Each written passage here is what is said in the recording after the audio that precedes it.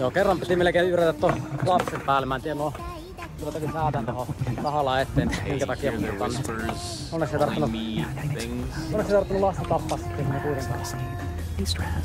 Ei muuta kuin homma jatkuu. Pystyy ammuttu sammakko-olo. Siveellisyyssyistä meillä pitää uimahaus kelassa, mutta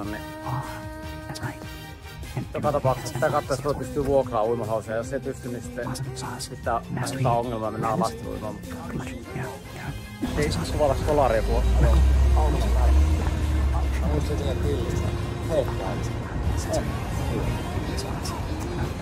Mä vaan, että ei tarvitse tahallaan ajaa päälle.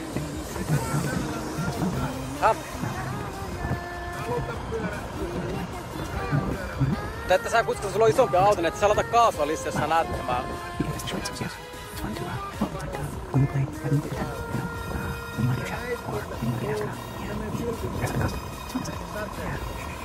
Häh?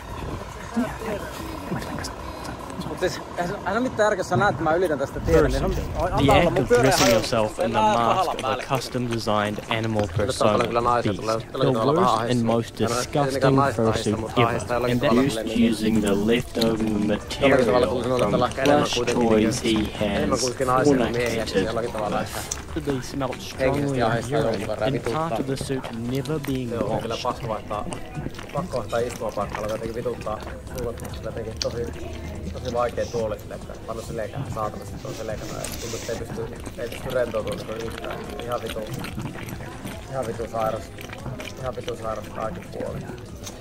Mutta ihan viihtyisä paikka. Yritetään paljon naisia, ehkä jollakin tavalla tulee itselläkin sille alkoi vähän ahistaa se lähtökohtaisesti, että on liikaa niinku naisia tai niinku aika naispainoinen paikka jollakin tavalla kun vituttaa suunnattomasti. Tuntuu tuolla vähän outona niin aina miehen alla silleen paikalla, niin se on jollakin tavalla lähtökohtaisesti vähän ahistavaa.